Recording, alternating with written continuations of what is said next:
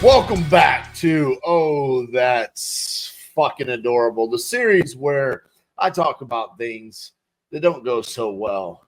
They give me that reaction so you guys can learn and hopefully not repeat the exact same things that go poorly in my life.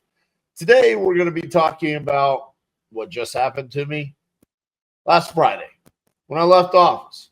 And as you guys can probably tell by the title, I hit a deer. Now, let's break this down. This wasn't just one of those scenarios where I hit a deer and there was nothing to learn from it other than the fact that I hit a wild animal. It's about what actually took place prior to me even leaving the office. So it was Friday afternoon. Me and the boys, we were working on the comp reviews for all of the TU members, just kind of shooting the shit too. Talking about the week, what we had coming up this weekend. Some of the golf rounds that we had played earlier in the week. We love playing golf here at Titanium. I've talked about that regularly on this channel. We go a lot as a team. And we had gone the previous Sunday, and we were kind of laughing, joking about that, the game that took place. And we were like, man, we got to go play at the Tribute out in the Colony. It has a links course, and it's just so wide open. It feels like you're playing at St. Andrews and all these famous courses across the world. Man, that would be so much fun for us to go play out there. Well, back in the day when I quit Pizza Hut, I actually was a cart boy at Tour 18 in Flower Mound.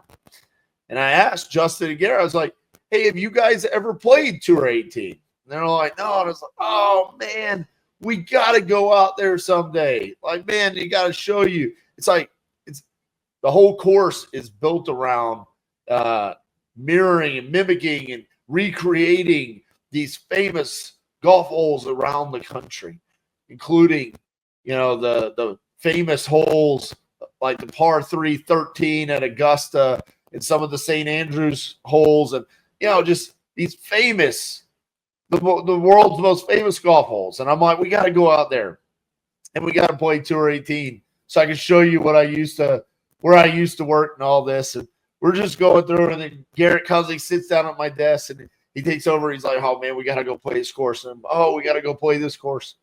And, it was a lot of that language.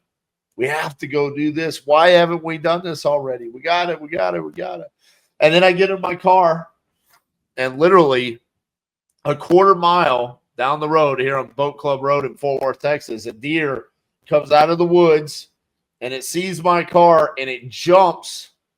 And as it jumps, mind you, I have a brand new car, okay? I just got a brand new Mercedes EQS 450. It's an EV. Love it. Super fast. No gas. Just instantaneous. I'm flying around, right? The deer sees, it jumps, it comes down, and I clip the back, like left hip of the deer on my left front quarter panel. Headlight, the front little, I don't even know what you call it. It's not the grill because there's no grill because it's an electric vehicle, but the fancy little logo, all of it, just the hood dented, torn to pieces.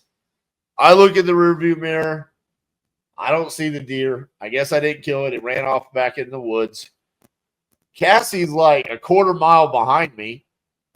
I pull over. I'm upset. I get out of the car. She pulls over. She's like, what happened? What's wrong? I'm like, I hit the deer. She's like, what deer? She didn't even see it. I'm like, no, there was a deer and it ran off, tore the car up, messed up the headlight, messed up the whole front part of the car. I'm going to have to put it in the shop, file the insurance claim, do all the stuff. But as I got back in the car, I was thankful. Could have been a lot worse. As the deer was jumping, it could have landed on the windshield. I know people that have gotten hurt. I know people that have died from hitting deers. It's just part of living in Texas, We're really not that country where we're at. We're just by a lake. And, yeah, there are some woods. But, we are smack dab. We're in Fort Worth, Texas, the 12th largest, most populated city in the United States. But we still have deer here in this part of Texas. And I was thankful. I was grateful that obviously I didn't get hurt. It could have been a lot worse.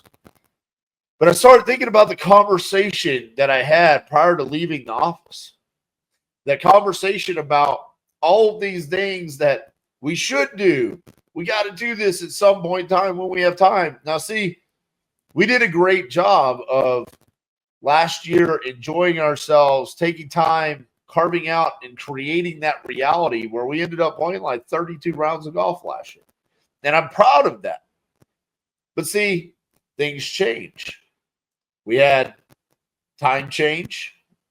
And because of that, started getting dark at like 5 o'clock. It was a lot harder for us to carve out that time during the workday. Season changing. It got super cold, windy, that horrible winter weather. You can't really golf on some days. The course is closed a lot. In fact, one of the days that we go golfing a lot was Mondays. And they actually closed the course and said, even for members, we're not going to be open on Mondays. We're going to let that be more of like a day for for the staff to be off and for the course to kind of regrow and prepare for the next season. So we fell out of the habit of playing golf. And now that it's spring season and it's like time to get back into that routine and we're all itching to get back out on the course, we start saying things like, we got to go do this. And man, I really want to play that course. My question is, why were we not making plans to go do that? How many different things in our lives do we do that with? Do we sit there and we say, one day I have to go do that. One day I have to go play that round at the Tribute. Or one day I'm going to learn how to wholesale real estate. Or I'm going to join Titanium University when the time's right. When is the time right? To be honest with you, the time's never going to be right for us to take time away from the office to go to the Tribute and play a round of golf. There will always be a reason as to why we shouldn't do that, but that's the wrong way of looking at it. We should look at it and say, today is absolutely the day we should go do that. Several months ago, I recorded a short 3-minute video called You Will Win Today. And in that video, I talk about you will win today because today is all there is.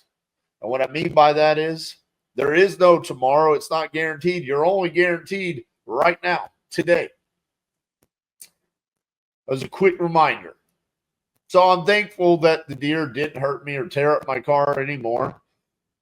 Yeah, I wish it wouldn't have happened, but things that we wish wouldn't happen are going to happen in our lives. At the end of the day, I'm grateful also for the reminder. Even though I talk about it all the time, create your own reality. Go out and do the things that you really want to do. And I feel like we do a pretty decent job of doing that. I still need that friendly nudge and that reminder to say there's never a perfect time. It's just time that you choose to make that your reality. So I'm going to go schedule those rounds of golf. I'm going to make sure we actually do it, not say we should go do it. We're actually just going to do it. What about you? Do you have something that you've been saying you should do, or something that you want to do, or something that you're going to do in the future when the time's right? Just make it now before you realize there is no more time for the future. There is no more time or opportunity for that thing, that desire that you have to be a reality. Let me know what you guys think in the comments. Yes, I am okay. Thank you for asking. We'll see you guys tomorrow.